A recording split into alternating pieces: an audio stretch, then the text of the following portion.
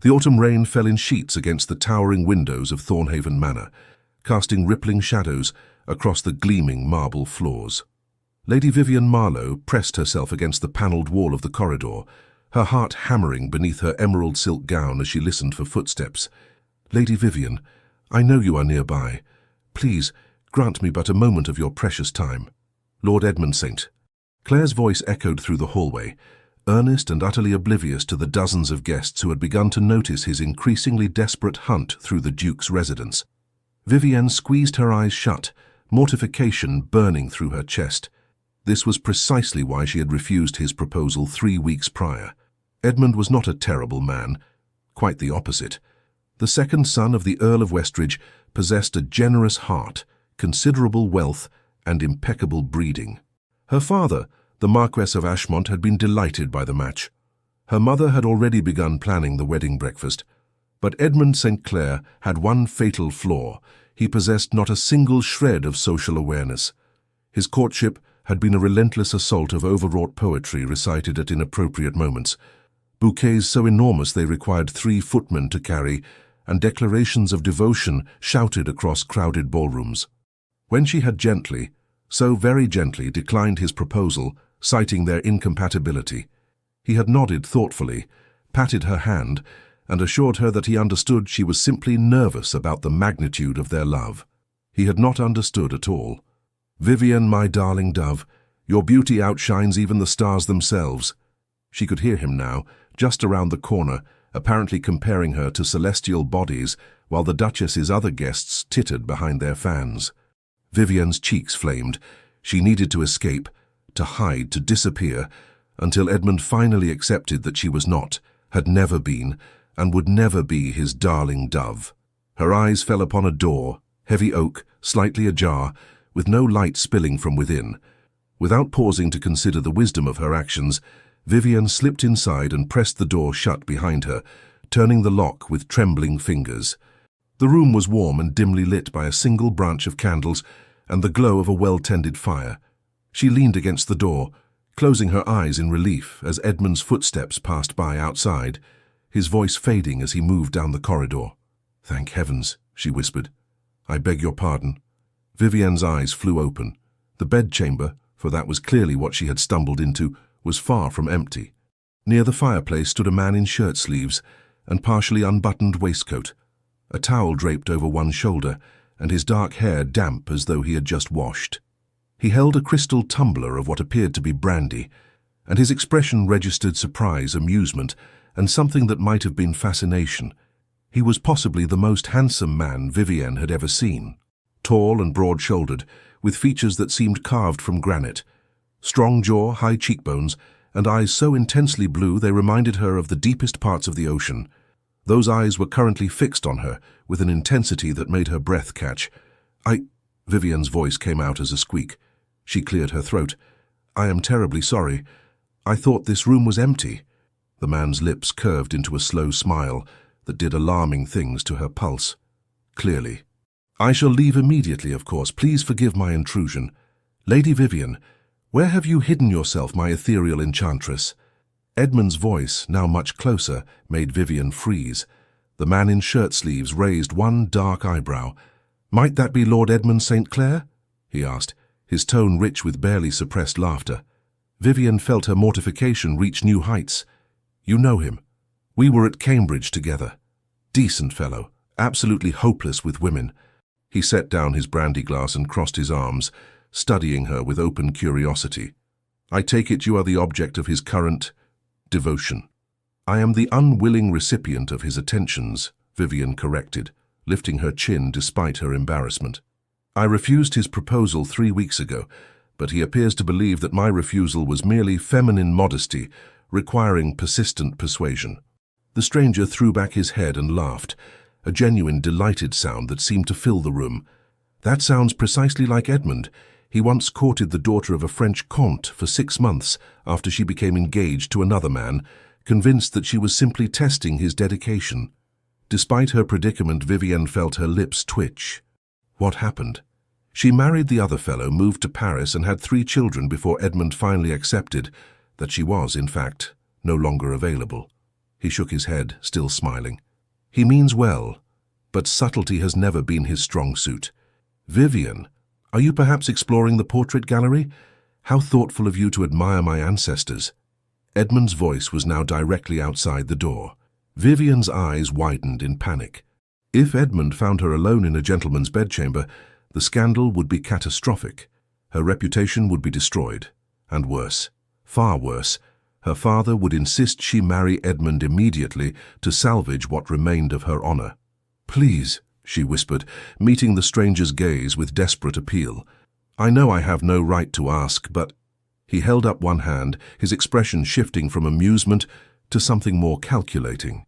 The window curtains, he murmured, gesturing toward the heavy velvet drapes that flanked the rain-streaked windows. Quickly now. Vivienne didn't hesitate.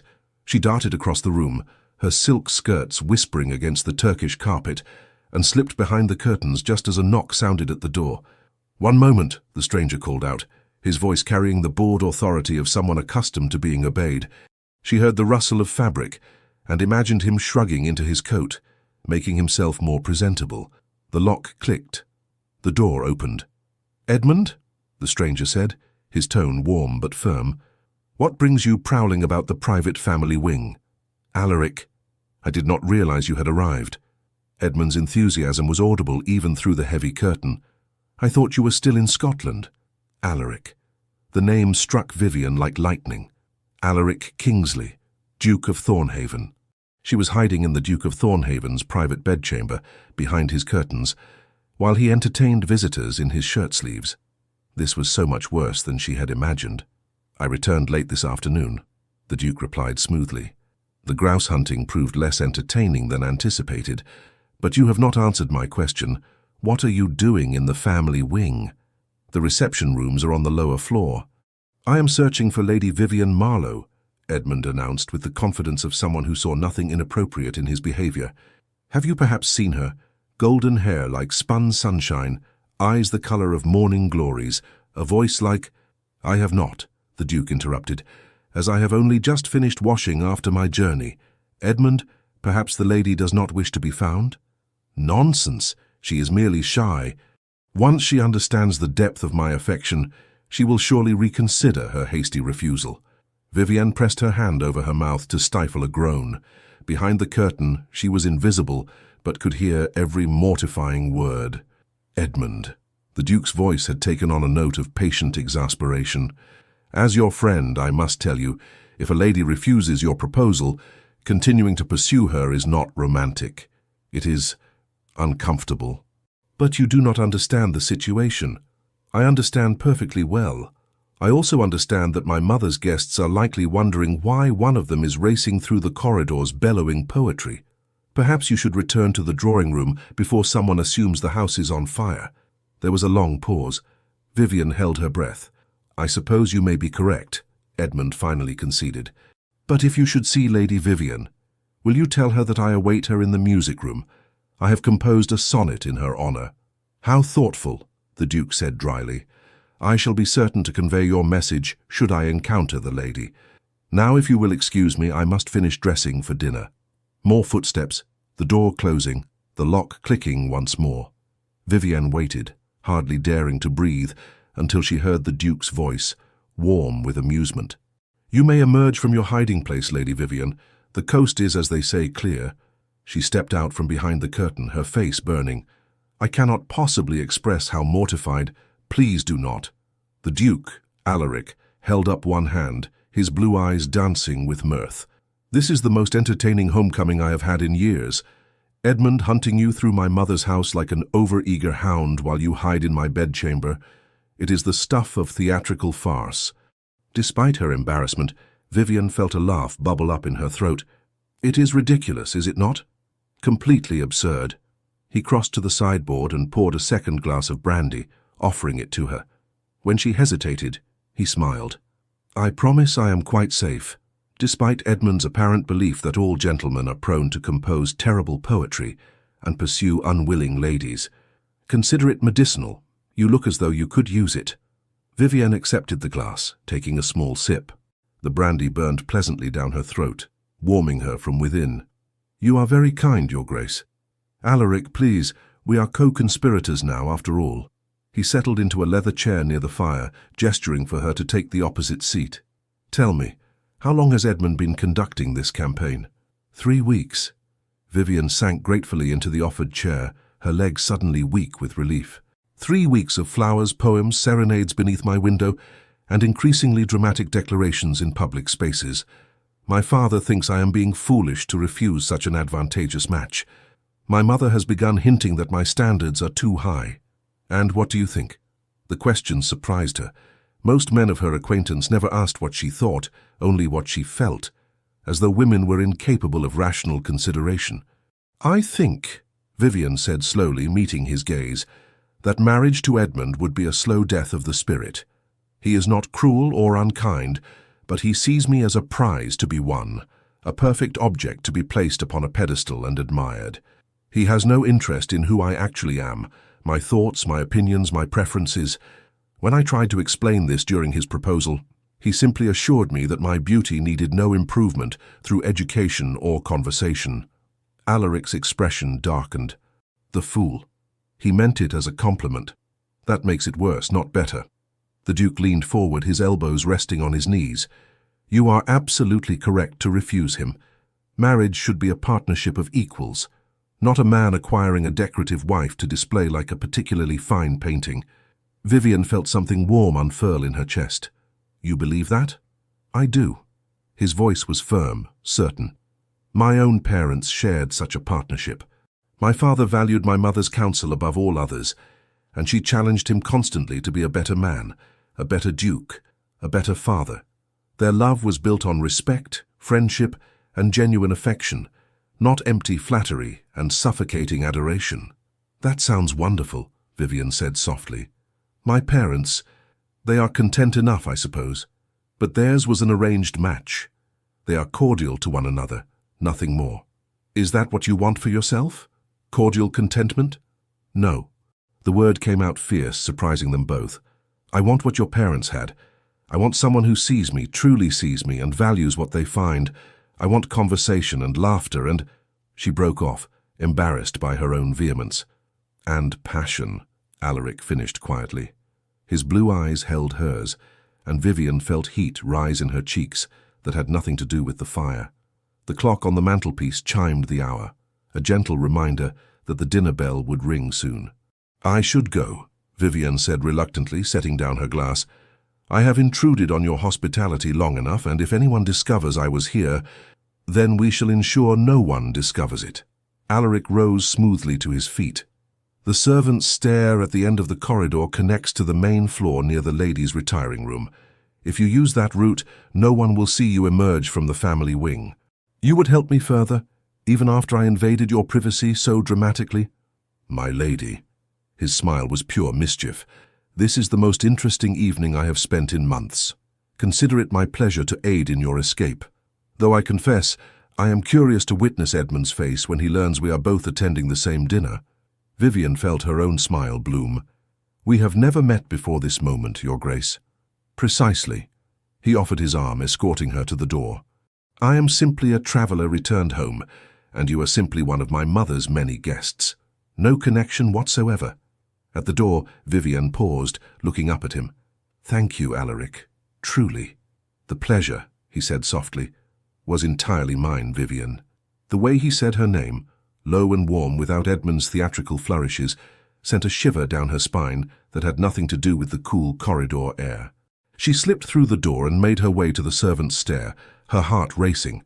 Behind her she heard the Duke's door close softly, and she couldn't shake the feeling that something significant had just occurred, something that would change everything. The dining room at Thornhaven Manor was a masterpiece of elegant restraint. Crystal chandeliers cast warm light over the long mahogany table, where 24 guests were seated according to strict protocol. Vivienne found herself positioned in the middle of the table, with the elderly Lord Hartwell on her left, and to her extreme misfortune, Lord Edmund St. Clair on her right. "There you are," Edmund exclaimed as she took her seat, his voice carrying halfway down the table. "I have been searching for you everywhere. Did you receive my message about the sonnet?" "I did not," Vivienne replied, keeping her voice low in hopes he would follow suit. I was in the retiring room attending to my appearance. Your appearance needs no attending. You are perfection itself. Several guests turned to stare. Vivian felt her face flame. You are too kind, Lord Edmund. Perhaps we might discuss this more quietly. Why should I be quiet when proclaiming your virtues? The world should know of your... Edmund. The voice came from the head of the table, cool and commanding. I believe my mother is about to make an announcement. Vivian's eyes snapped to the Duke. He was looking at Edmund with an expression of polite patience, but when his gaze briefly met hers, she saw the amusement dancing there. The Dowager Duchess of Thornhaven, a regal woman in her 60s with silver hair and the same piercing blue eyes as her son, smiled at her guests. Thank you, Alaric. I merely wish to welcome you all to Thornhaven and express my delight at having my son home once again. His travels have kept him away far too long. Only 6 weeks, Mother, Alaric said dryly. An eternity, she countered, her eyes twinkling. Now please everyone enjoy the meal. Cook has outdone herself. As the first course was served, a delicate consommé, Edmund immediately leaned toward Vivienne. As I was saying before we were interrupted, I have composed... Lord Edmund, interjected Lady Hartwell from across the table. I understand you recently purchased a new hunter. Is he performing well? Edmund, momentarily distracted by the question, launched into an enthusiastic description of his horse's virtues. Vivian shot Lady Hartwell a grateful glance, which the older woman returned with a subtle wink. The meal progressed through multiple courses, each more elaborate than the last. Vivian found herself hyper-aware of the Duke's presence at the head of the table. Several times she glanced in his direction, only to find him already looking at her. Each time their eyes met, she felt that same strange flutter in her chest. Lady Vivian, the Dowager Duchess called down the table, my son tells me you have recently returned from visiting your aunt in Bath. How did you find the city? It was a perfectly innocuous question, but Vivian's mind went blank. The Duke had been asking his mother about her? When? Why? That is... Bath was lovely, Your Grace. The architecture is quite remarkable. And the society? Did you attend many assemblies? A few, though I confess I found the constant social whirl somewhat exhausting. A woman of sense, the Dowager Duchess approved. Too many young ladies today believe that happiness can only be found in an endless succession of balls and parties. I have always maintained that true contentment requires substance, good conversation, intellectual pursuits, meaningful connections. I agree wholeheartedly, Vivian said, warming to the subject. Though I admit I do enjoy dancing when the company is pleasant and the conversation stimulating. Dancing! Edmund seized upon the word like a drowning man grabbing a rope. Vivian, you must save me the first waltz at the ball tomorrow night. I have been practicing especially for... Edmund, Alaric interrupted smoothly. Mother has not yet confirmed there will be dancing tomorrow evening. The Dowager Duchess raised one elegant eyebrow at her son. Have I not? How remiss of me. Yes, there shall indeed be dancing, though I had planned to announce it after dinner as a surprise. Wonderful, Edmund beamed. Then it is settled. Vivian and I shall... Actually, Vivian said quickly, I have already promised the first dance to... Her mind raced. She could not claim to have promised it to any of the gentlemen present without causing confusion. But she needed some excuse to avoid dancing with Edmund, whose enthusiasm on the dance floor was matched only by his complete lack of rhythm.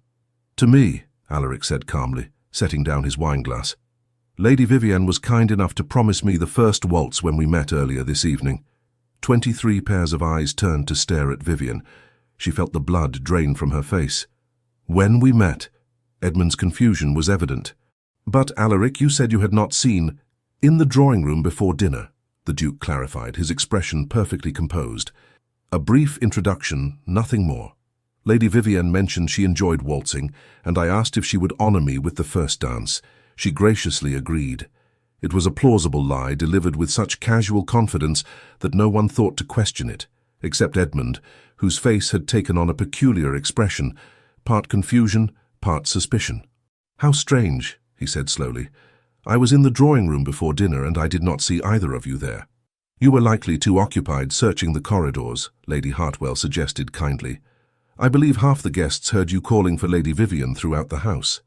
Mortified laughter rippled around the table. Edmund flushed but rallied quickly. "I was merely concerned for her well-being. When a lady disappears, a gentleman must—" "Edmund," Alaric said, his voice gentle but firm, "I believe Lady Vivian is quite capable of managing her own well-being without requiring a search party." Their eyes met across the table, Alaric steady and slightly challenging, Edmund's confused and hurt. Vivian felt a twinge of sympathy for Edmund, despite everything. He truly did not understand why his behavior was inappropriate. "I appreciate your concern, Lord Edmund," she said carefully. "But His Grace is correct. I was never in any danger. I simply needed a moment of quiet before dinner." "Quiet? But why would you need—" "Because," the Dowager Duchess said crisply, "young ladies are not required to be constantly available for conversation, Lord Edmund. We all require moments of solitude now and then." The rebuke was delivered with aristocratic finality. Edmund subsided into silence, though he continued to dart confused glances between Vivian and Alaric throughout the remainder of the meal. When the ladies withdrew to allow the gentlemen their port, Vivian found herself cornered by the Dowager Duchess near the drawing-room fire. "Walk with me, child," the older woman said, taking Vivian's arm and steering her toward the windows that overlooked the darkened gardens. "I wish to speak with you privately." Vivian's heart sank. Had the Duchess somehow discovered her earlier intrusion into Alaric's room? "I hope I have not offended your Grace. If my acceptance of the Duke's invitation to dance was presumptuous—" "Nonsense," the Duchess interrupted briskly. "I am not concerned about a dance. I am concerned about Lord Edmund's pursuit of you, which has apparently grown quite determined." Vivian blinked in surprise. "You noticed?" "My dear girl, the entire county has noticed. The man proclaimed his devotion to you during Sunday service last week, causing poor Reverend Blackburn to lose his place in the sermon." The Duchess's lips twitched with suppressed amusement. "Your discomfort this evening was painfully obvious, and I wish to assure you that you are welcome to remain at Thornhaven for as long as you like. If Lord Edmund's attentions become too tiresome, simply say the word, and I shall have my son deal with him." "That is extraordinarily kind, but I could not possibly impose—" "It is not an imposition," the Duchess said firmly. "I invited you here because your mother is an old friend, but also because I have heard excellent things about your character from multiple sources. You are intelligent, well-read, and possessed of both wit and compassion. In short, you are precisely the sort of young woman I wish to know better." Warmth spread through Vivian's chest. "Thank you, Your Grace. I am honored." "Good." The Duchess patted her arm. "Now I also wish to mention that my son is not in the habit of inviting young ladies to dance at a moment's notice. In fact, Alaric generally avoids dancing whenever possible, claiming it is an inefficient method of conversation. That he specifically requested the first waltz with you is noteworthy." Vivian's cheeks heated. "I believe he was simply being kind, offering me an escape from Lord Edmund's enthusiasm." "Perhaps." The Duchess's blue eyes, so like her son's, studied Vivian with disconcerting intensity. "Or perhaps he found something in you that caught his interest. My son is many things, but he is not charitable without reason." Before Vivian could formulate a response, the gentlemen rejoined them, bringing with them the scent of tobacco and port. Alaric made his way directly to his mother's side, bending to kiss her cheek. "Interrogating my dance partner, Mother?" he asked, his tone light but his gaze sharp. "Simply getting to know her better, darling. Lady Vivian and I were discussing literature. Did you know she has read Mr. Wordsworth's latest collection?" "I did not, though I am not surprised. Lady Vivian strikes me as a woman of considerable intellectual depth." He said it so casually, without a trace of Edmund's effusive flattery, yet Vivian felt the compliment more keenly than any of Edmund's elaborate declarations. "You are too kind, Your Grace," she murmured. "Not at all. I simply speak the truth." Their eyes held for a moment too long. The Dowager Duchess cleared her throat delicately. "Alaric, dear, would you be so good as to fetch me some tea? I find myself quite parched." "Of course." He bowed slightly and moved toward the tea service, leaving Vivian alone with his mother once more. "Noteworthy indeed," the Duchess murmured, watching her sons retreating back with an expression of satisfaction. "Very noteworthy indeed." The rest of the evening passed in a pleasant blur of conversation and music. Several guests performed at the pianoforte, including Edmund, who sang a ballad of his own composition that was mercifully short, if painfully earnest. Vivian found herself drawn into conversation with Lady Hartwell and her daughter, Miss Caroline Hartwell, who proved to be delightful company. Caroline was near Vivian's own age, with warm brown eyes and an infectious laugh. "I must confess," Caroline whispered as Edmund launched into another performance, "I have been watching the Duke watch you all evening. He has barely taken his eyes from you." "Nonsense," Vivian protested, even as her heart skipped. "He is simply being polite." "Vivian, I have known Alaric Kingsley since we were children. That man is never simply polite. He is either genuinely interested or completely indifferent, and there is no mistaking which category you fall into." Before Vivian could respond, the Dowager Duchess announced that it was growing late and suggested the guests retire for the evening. There were murmurs of agreement, and people began to make their way toward the stairs. Edmund materialized at Vivian's elbow. "Might I escort you to your chamber, my lady? The corridors can be confusing at night." "That will not be necessary, Lord Edmund," Alaric said, appearing on Vivian's other side. "I am certain Lady Vivian is perfectly capable of finding her way, and propriety suggests that you should not be escorting young ladies to their bedchambers in any case." Edmund's face flushed. "I did not mean to suggest, that is, I would never—" "Of course not," Alaric said smoothly. "I am certain your intentions are entirely honorable. Nevertheless, I believe the ladies are quite capable of managing on their own. Come, let me show you that new brandy I acquired in Scotland. I value your opinion on such matters." It was neatly done, removing Edmund from the situation while simultaneously soothing his wounded pride by implying his expertise was valued. Vivian watched as Alaric deftly guided Edmund toward his study, glancing back once to meet her eyes. The look he gave her was brief but unmistakable, a shared moment of understanding, of conspiracy, of something deeper that made her breath catch. Caroline linked her arm through Vivian's. "Oh yes," she said dryly. "Simply polite. Nothing more." Vivian smiled despite herself and allowed Caroline to lead her upstairs, her mind full of blue eyes and quiet competence and the strange, thrilling feeling that her life had just shifted onto an entirely new course. The following evening, Thornhaven Manor blazed with light. Every window glowed with candles, and the sound of the small orchestra tuning their instruments drifted through the open doors of the ballroom. Vivian stood before her mirror, allowing her lady's maid to make final adjustments to her gown.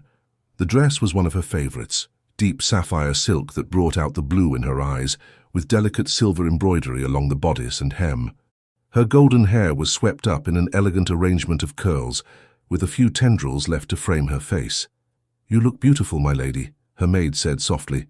"Thank you, Mary." Vivian took a deep breath, pressing one hand against her stomach to quell the butterflies that had taken up residence there.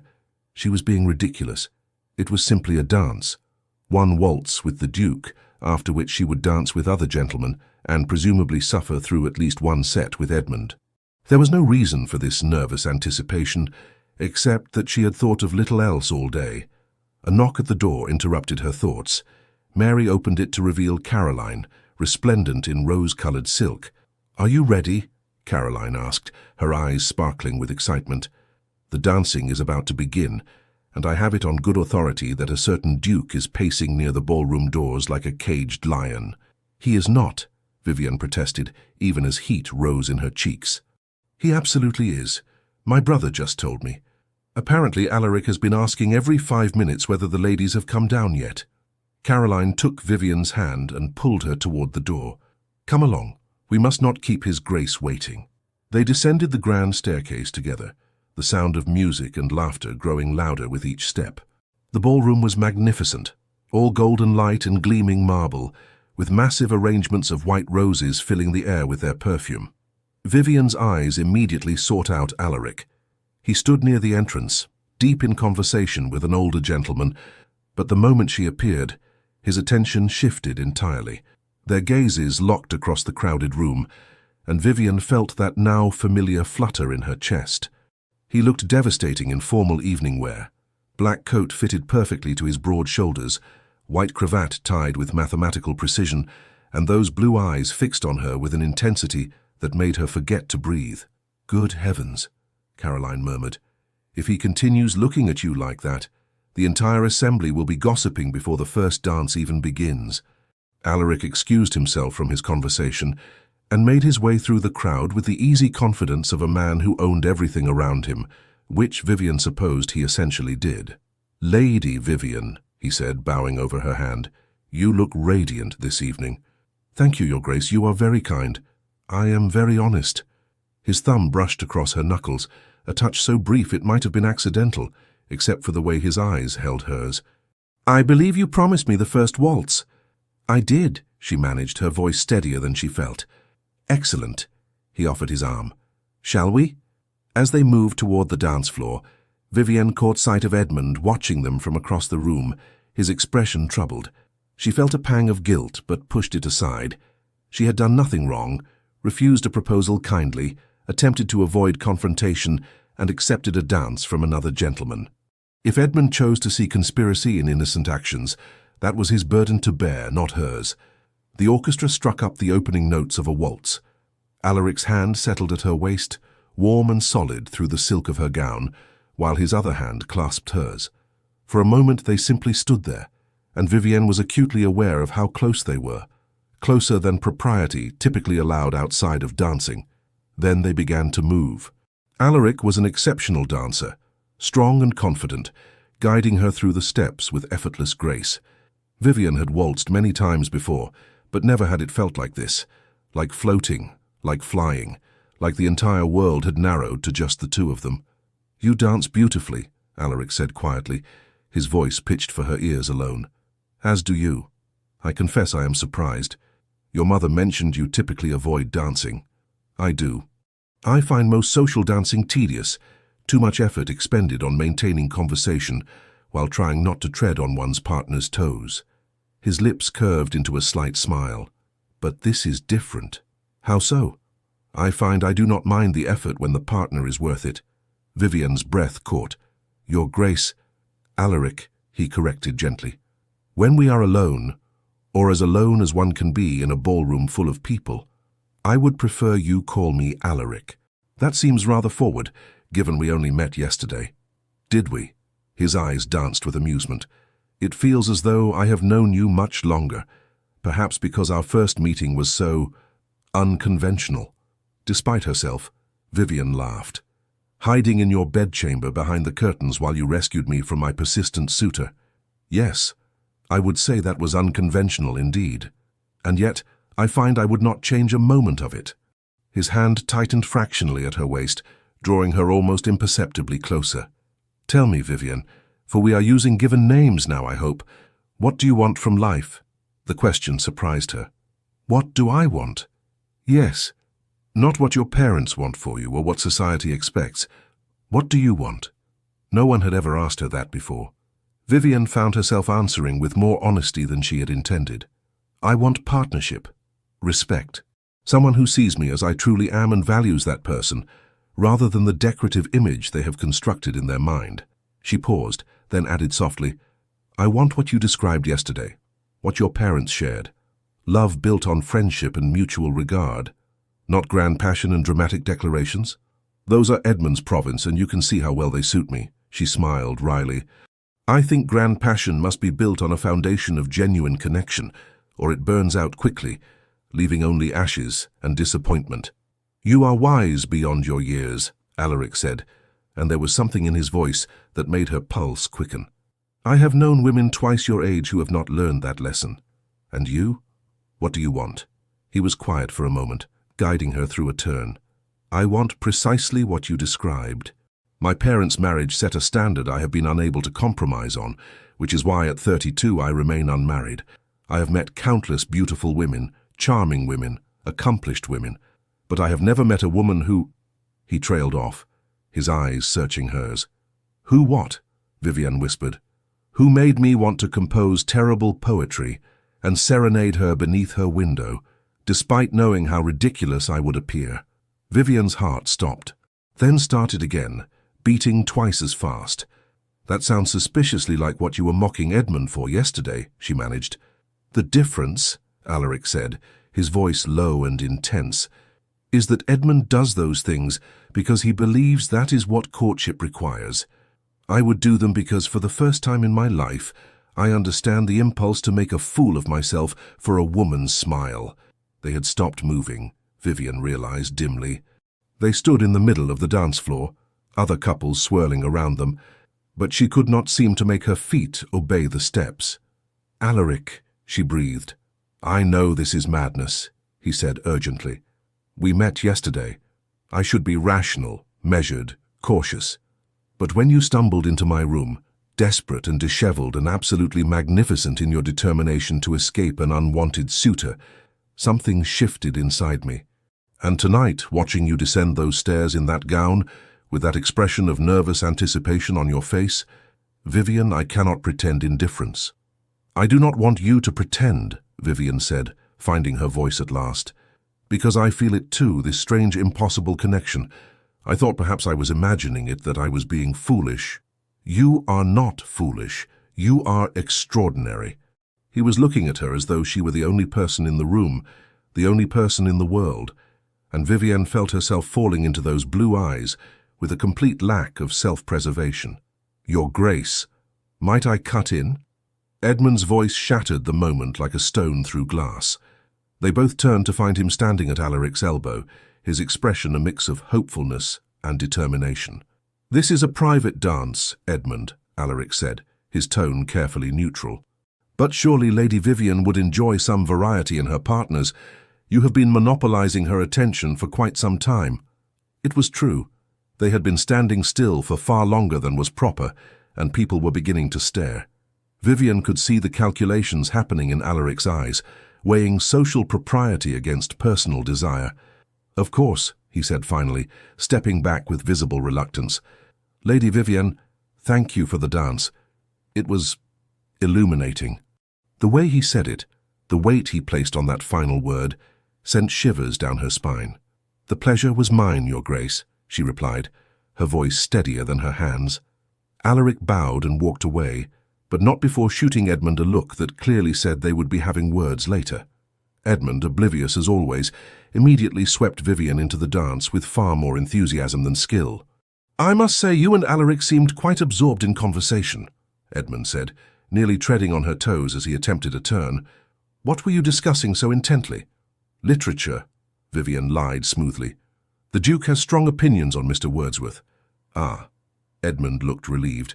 "Well, that is perfectly proper, I suppose, though I must admit I was concerned when I saw you both standing still in the middle of the floor. People will talk, you know." "Will they?" Vivian kept her voice light, though her mind was racing. "Oh yes, the Duke is one of the most eligible bachelors in England. Any woman who catches his attention is bound to be the subject of gossip." Edmund peered at her earnestly. "You must be careful, Vivian. A man of his position might enjoy a flirtation, but he will ultimately marry someone of impeccable breeding and social standing." The implication was clear. You are not good enough for a duke. Vivian felt anger flash through her, hot and unexpected. "My father is a marquess, Lord Edmund.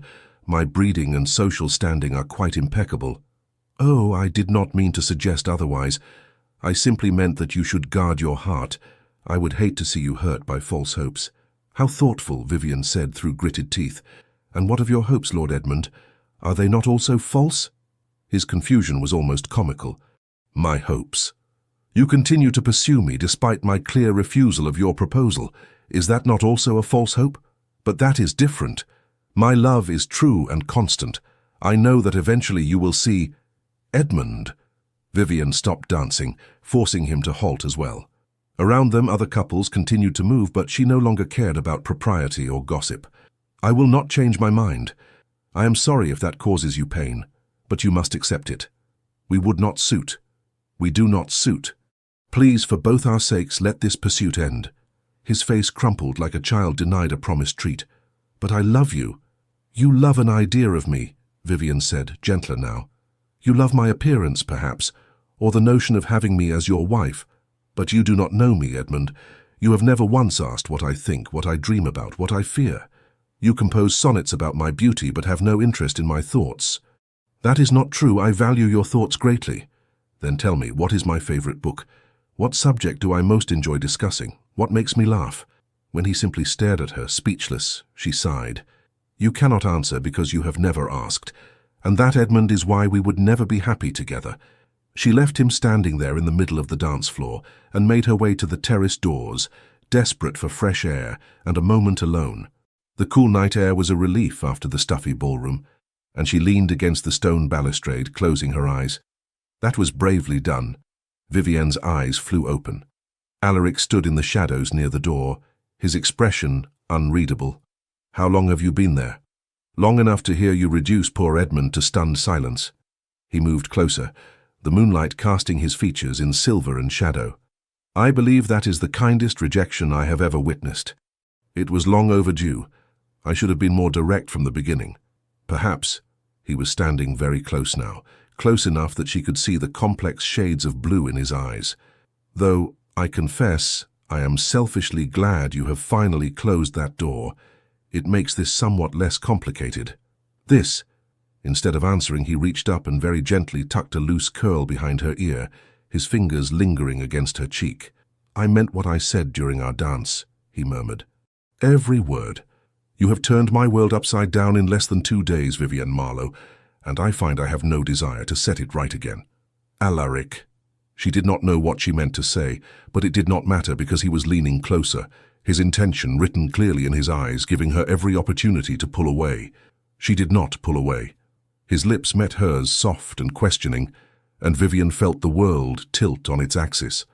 This was nothing like the few chaste kisses she had received from overambitious suitors at garden parties. This was fire and sweetness, and a rightness that made her bones melt. Alaric's hand cradled her face, while his other arm came around her waist, drawing her closer, and Vivienne's hands found their way to his shoulders, anchoring herself against the storm of sensation. When they finally broke apart, both breathing hard, Alaric rested his forehead against hers. "I should apologize," he whispered. "That was highly improper." "Please do not," Vivienne replied, her voice shaky. "I find I have no regrets whatsoever." He laughed, the sound low and warm. "Neither do I, though we should return to the ballroom before we are missed. Or before I do something even more improper, like beg you to marry me after knowing you for less than 48 hours. Vivienne's heart leapt. Would that be so terrible? My darling girl. He pulled back just enough to meet her eyes, his expression serious. "I would marry you tomorrow if I thought you would say yes. But I will not rush you or pressure you or behave like Edmund, confident that my feelings automatically entitle me to yours. I will court you properly, give you time to be certain, and pray that eventually you come to feel for me even a fraction of what I already feel for you." "And if I told you," Vivienne said slowly, "that I am already certain, that whatever this is between us, I feel it just as strongly as you do." Hope blazed across his features. "Then I would say I am the luckiest man in England." "Not yet," she teased, "but perhaps if you continue to rescue me from unwanted suitors and kiss me on moonlit terraces, you might earn that title. Challenge accepted." He offered his arm. "Shall we return before my mother sends search parties? She has been dropping hints about grandchildren since I turned 30, and if she sees us together like this, I fear she will have the banns read by Sunday." They walked back into the ballroom together, and Vivienne felt every eye turn toward them. Let them stare, she thought. Let them gossip. For the first time in her life, she did not care about propriety or expectations or what society thought she should want. She knew what she wanted. And he was walking beside her, his hand warm beneath hers, smiling at her like she was the most precious thing in his world.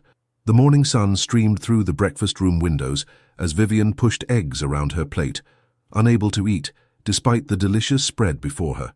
Across the table, Caroline was watching her with barely concealed amusement. "You are going to wear a hole in that plate if you continue staring at it so intently," Caroline observed.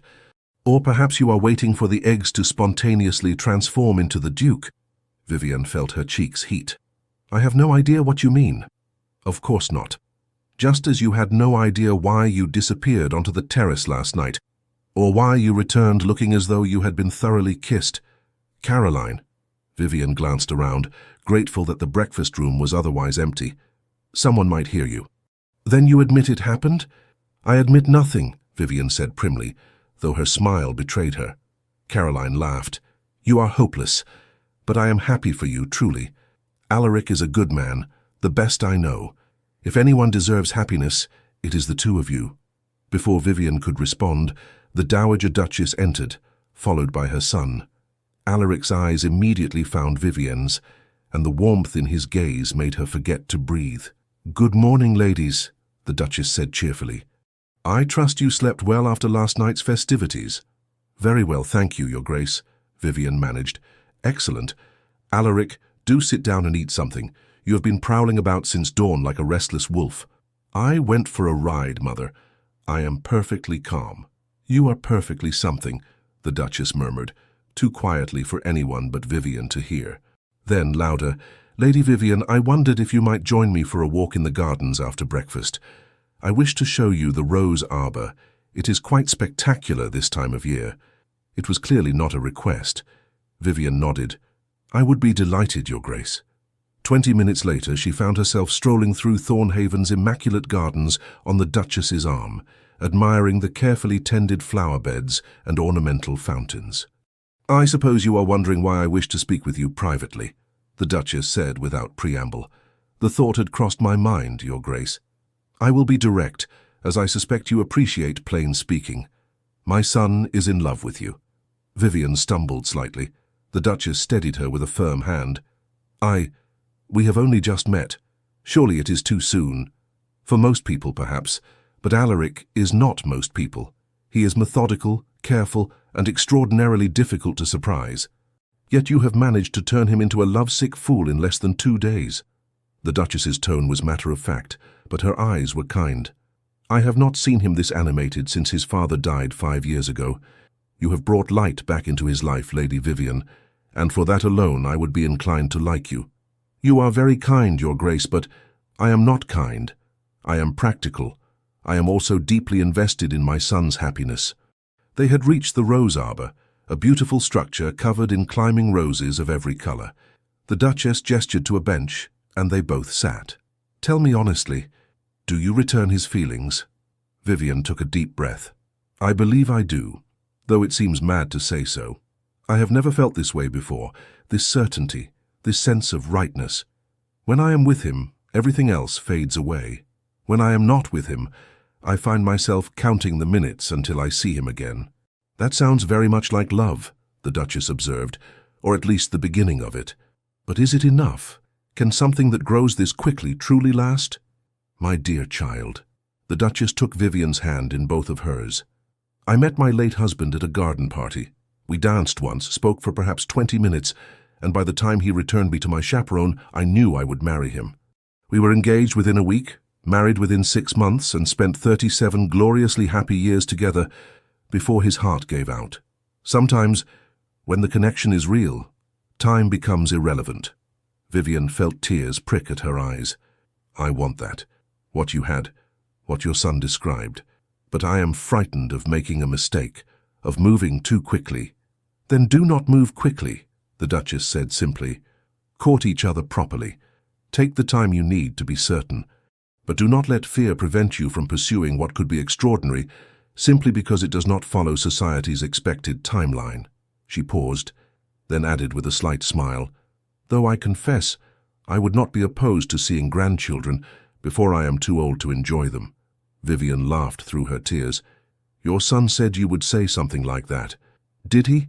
How well he knows me." The Duchess squeezed her hand. "You have my blessing, Lady Vivienne. More than that, you have my wholehearted approval and my hope that you will become part of this family. Now shall we return to the house? I believe Alaric has been watching us from the study window for the past 10 minutes, and if I do not release you soon, he may actually expire from impatience." They returned to find Alaric pacing in the drawing room, his usual composure notably absent. He looked up as they entered, his expression anxious.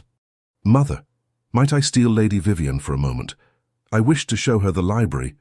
"By all means," the Duchess said serenely, "though I suggest you actually show her the library rather than simply using it as an excuse for privacy." "Mother," Alaric said, pained, "I am simply ensuring you remember proper behavior, darling. Lady Vivienne's reputation must be protected, even here in our own home." "I am well aware of that, thank you." He offered Vivienne his arm. "Shall we?" The library was a magnificent room, 2 stories tall with floor-to-ceiling shelves packed with leather-bound volumes. A fire crackled in the hearth, and comfortable chairs were scattered throughout, creating intimate reading nooks. "It is beautiful," Vivian breathed, turning in a slow circle to take it all in.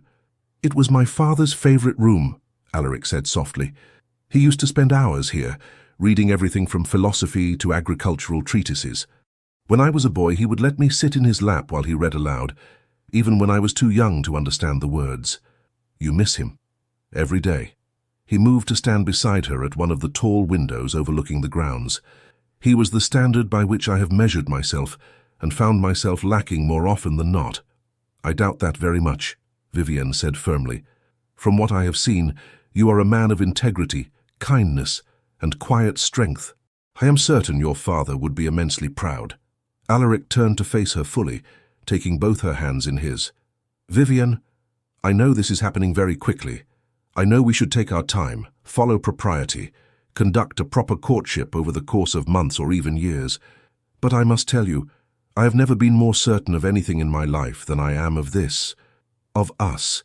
"Neither have I," she admitted, "though it terrifies me." "We can take as much time as you need," he assured her. "I will not pressure you or rush you, but I needed you to know you are not alone in this feeling. Whatever this is that has grown between us, I am feeling it just as intensely as you are." Vivienne stepped closer, closing the distance between them.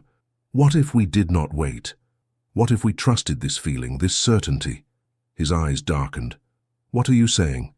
"I am saying that I do not want a lengthy courtship filled with chaperoned visits and stilted conversation. I want you, Alaric. I want a partnership like your parents had, respect, friendship, passion. I want to wake up each morning knowing that I chose the right person and that he chose me in return." She took a shaky breath. "I am saying that if you were to ask me to marry you, I would say yes." For a moment he simply stared at her, then slowly he sank to one knee, never breaking eye contact. "Vivian Marlowe," he said, his voice rough with emotion, "would you do me the extraordinary honor of becoming my wife? I promise to value your thoughts, respect your opinions, make you laugh every day, and love you with everything I am for as long as I live." Tears spilled down Vivienne's cheeks. "Yes, yes, 1,000 times yes." He surged to his feet and pulled her into his arms, kissing her with a passion that left them both breathless. When they finally broke apart, both laughing and crying, Vivian realized they were no longer alone. The Dowager Duchess stood in the doorway, her hand pressed to her chest, tears streaming down her face. Behind her, Caroline was grinning broadly. "I heard shouting," the Duchess said, her voice thick with emotion. "I thought perhaps something was wrong, but I see I was quite mistaken." "Mother," Alaric said, keeping one arm firmly around Vivienne's waist, "we are engaged." "I gathered as much from the kissing," the Duchess replied dryly, though her smile was radiant. "Caroline, fetch my husband's ring from my chambers and send word to the Marquis of Ashmont. He will want to know his daughter is marrying a duke." "Immediately, Your Grace." Caroline practically ran from the room. The Duchess crossed to them and pulled them both into a fierce embrace. "Welcome to the family, my dear girl. You have made an old woman very happy indeed." The next 3 months passed in a whirlwind of wedding preparations, formal announcements and social obligations. Vivian's parents, initially shocked by the speed of the engagement, were ultimately delighted by the advantageous match. Her mother spent weeks planning the wedding breakfast, while her father gruffly expressed his approval of Alaric's character and prospects. Edmund, upon hearing the news, had retreated to his family's estate in the country. He sent a brief note congratulating them both and wishing them every happiness, a gesture that Vivian appreciated more than she could say. She hoped he would eventually find someone who could return his affections, someone who valued his earnest devotion. The wedding itself was held at Thornhaven's private chapel, a small but beautiful ceremony attended by close family and friends. Vivian wore her mother's wedding dress, altered to fit her smaller frame, and carried white roses from the Duchess's garden. When she walked down the aisle on her father's arm, Alaric's expression made her heart skip. He looked at her as though she were the answer to every prayer he had ever uttered, and when they exchanged vows, his voice shook with emotion. "I, Alaric Edward Kingsley, take thee, Vivian Catherine Marlowe, to be my wedded wife, to have and to hold from this day forward, for better, for worse, for richer, for poorer, in sickness and in health, to love and to cherish, till death us do part. I, Vivian Catherine Marlowe, take thee, Alaric Edward Kingsley, to be my wedded husband, to have and to hold from this day forward, for better, for worse, for richer, for poorer, in sickness and in health, to love and to cherish, till death us do part. When the vicar pronounced them husband and wife, Alaric kissed her with such tenderness that several guests were seen wiping away tears. The wedding breakfast was a joyous affair, filled with laughter, music, and heartfelt toasts. The Dowager Duchess, her eyes bright with happy tears, stood and raised her glass. To my son and his bride, may your love be as strong and enduring as the one I shared with my late husband. May you find in each other friendship, passion, and partnership. And may you fill this house with laughter, love, and, in due time, the sound of children's feet racing through the corridors. To Alaric and Vivian, the guests chorused, raising their glasses. Later that evening, as they prepared to retire to the private wing of Thornhaven Manor, Alaric pulled Vivian into his arms. "Happy, Duchess?" he murmured against her hair. "Deliriously so," she replied, pressing her face against his chest. "Though I confess I still cannot quite believe this is real, that I stumbled into your bedchamber fleeing from Edmund, and less than 4 months later, I am your wife. Believe it," he said firmly, tilting her chin up to meet his gaze. "You are mine, Vivian, my wife, my Duchess, my dearest friend, and I am yours completely and irrevocably. I love you," she whispered, "and I love you, now and always." He kissed her then, deep and slow and full of promise, and Vivian felt her soul settle into a contentment she had never known before. This was home. This was where she belonged. 3 years later, Vivian stood at the nursery window, watching the rain patter against the glass. Behind her, she could hear the contented sounds of her son playing with wooden blocks, while his nurse kept watchful eyes on him. Thomas Alaric Kingsley, heir to the Thornhaven dukedom, was just over 2 years old and already showing signs of his father's strong will and his mother's curiosity. He had his father's dark hair and his mother's golden eyes, a combination that the Dowager Duchess claimed was absolutely perfect. "There you are." Vivian turned to find Alaric in the doorway, still dressed in his riding clothes, his hair windswept from his morning gallop across the estate. "Did you have a good ride?" she asked, moving into his embrace. "Excellent, though it would have been better with you." He kissed her forehead, then moved past her to scoop their son into his arms. "And how is my boy today? Have you been good for your mother?" "Papa," Thomas crowed, grabbing fistfuls of Alaric's hair. "Blocks." "I see that. Very impressive blocks." Alaric caught Vivian's eye over their son's head, his expression warm with love. "You look tired, my dear. Are you feeling well?" "Perfectly well," Vivian assured him. "Simply a bit overwhelmed by your mother's latest plans for Thomas's birthday celebration. She wishes to invite half the county." "That sounds like Mother." He set Thomas down, and the boy immediately returned to his blocks. "We can tell her to scale back if you prefer a quieter affair." "No, let her have her fun. She adores any excuse to fill the house with people." Vivian took his hand, guiding it to rest on her still flat stomach. "Besides, by the time of the celebration, we shall have other news to share." Alaric's eyes widened. "Vivian, are you saying—" "I am with child again," she confirmed, her smile radiant. "The physician confirmed it this morning. We shall have another little one by spring." The joy on his face was everything she could have hoped for. He pulled her into his arms, holding her as though she were made of spun glass. "You have given me everything," he whispered, "more than I ever dreamed possible." "We have given each other everything," she corrected. "A partnership, a family, a love that grows stronger each day. We built this together, Alaric." "That we did." He pulled back just enough to kiss her, tender and sweet. "I love you, Vivian Kingsley, more than words can express. And I love you, now and always." From his spot on the floor, Thomas looked up at his parents and clapped his hands together. "Mama, Papa, love!" They both laughed, and Vivian felt her heart swell with such profound happiness that it was almost painful. This was her life now, not the constrained existence she had once imagined, trapped in a marriage to a man who saw her as a prize rather than a person. Instead, she had found a partner who valued her mind as much as her beauty, who made her laugh every day, who supported her dreams and shared his own.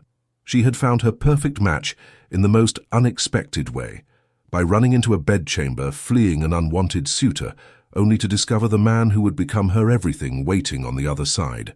As Alaric lifted their son onto his shoulders and made him giggle with delight, the Dowager Duchess appeared in the doorway, her expression knowing. "I thought I heard laughter," she said, her eyes taking in the scene with obvious satisfaction. "And might I be correct in detecting a certain glow about you, Vivian dear?" "You might," Vivian confirmed, unable to keep the smile from her face. The Duchess clapped her hands together. "Wonderful, another grandchild. Oh, I must send word to, but no, we shall wait until after Thomas's celebration to make the announcement. No need to steal his moment." She bustled off, already making plans, her happiness evident in every step. Alaric set Thomas back down and pulled Vivian close once more. Outside, the rain had stopped, and sunlight was beginning to break through the clouds, casting golden light across the nursery. "Do you remember," he said softly, "when I told you that you had turned my world upside down, and I had no desire to set it right again?" "I remember everything about that night," Vivian replied. "I meant every word.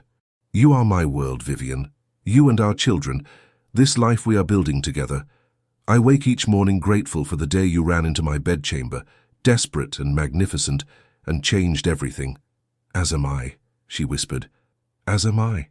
And as they stood there in the soft afternoon light, their son playing at their feet and another child growing beneath her heart, Vivian knew with absolute certainty that this was exactly where she was meant to be.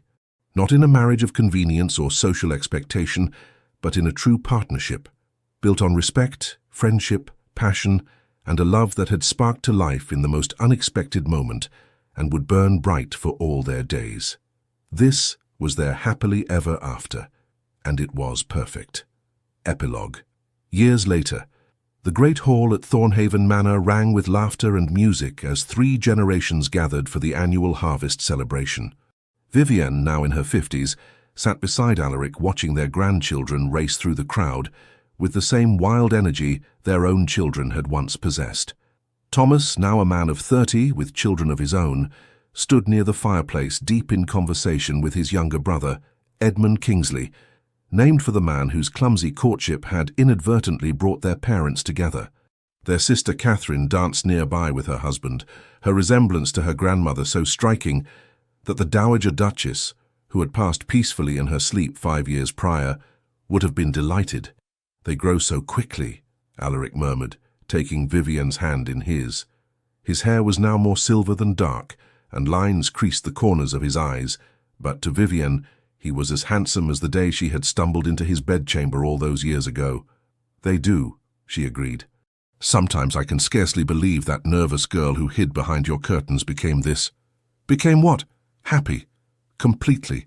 Thoroughly happy." Alaric lifted her hand to his lips, pressing a kiss to her knuckles. "As am I, my love. As am I." Across the room, young Thomas, their eldest grandson, tugged on his mother's skirts. "Mama, tell us again how grandmother and grandfather met." Catherine laughed. "You have heard that story 100 times." "But it is the best story," the boy insisted. Their son Thomas, overhearing, grinned at his parents. "Shall I tell them, or would you prefer to?" "Oh, let them tell it," Vivian called out. "We lived it. You can only relay it second-hand." The younger generation gathered around as Alaric and Vivian recounted the tale, his embellishing certain moments for dramatic effect, hers correcting his exaggerations with affectionate exasperation. They spoke of hidden curtains and persistent suitors, of moonlit terraces and hasty proposals, of a love that had defied expectations and lasted through every challenge life could throw at them. When they finished, their granddaughter, a serious child of 8 with Vivian's golden eyes, tilted her head thoughtfully. "So Lord Edmund was not truly terrible?" she asked. "No, sweetheart," Vivian said gently. "He was simply young and foolish, as we all were once.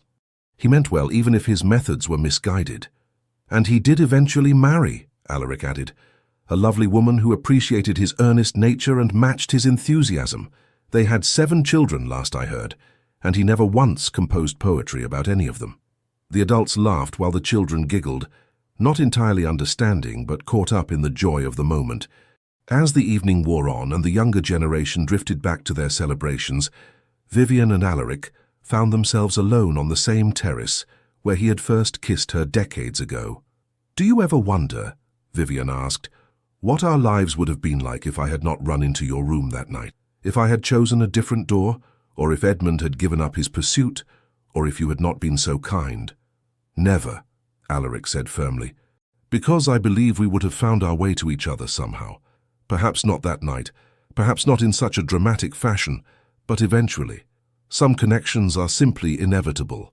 You think we were fated to meet? I think," he said carefully, "that you were worth waiting for, worth searching for, worth every moment of uncertainty and hope. And I think that when two people are truly meant to be together, the universe has a way of arranging things." Vivian leaned into his embrace, breathing in the familiar scent of him, sandalwood and horse and home. "I love you," she whispered. "After all these years, through all our joys and sorrows, I love you more now than I did on our wedding day." "And I you," he replied, his voice thick with emotion. "You are my greatest adventure, Vivian Kingsley. My dearest friend, my fiercest supporter, the love of my life." Inside, someone struck up a waltz, the same melody they had danced to on that fateful night so many years ago. Alaric offered his hand with a courtly bow. "May I have this dance, Duchess?" "Now and always, my love," she replied, taking his hand. "Now and always." And as they waltzed beneath the stars, surrounded by the sounds of their family's laughter and the warm glow of Thornhaven's lights, Vivian knew that every choice she had made, every moment of fear overcome, every risk taken, had been worth it. She had found not just love, but partnership, not just passion, but friendship, not just a husband, but her perfect match in every way. And that, she thought as Alaric spun her through the final turn and pulled her close, was the greatest blessing of all. The end.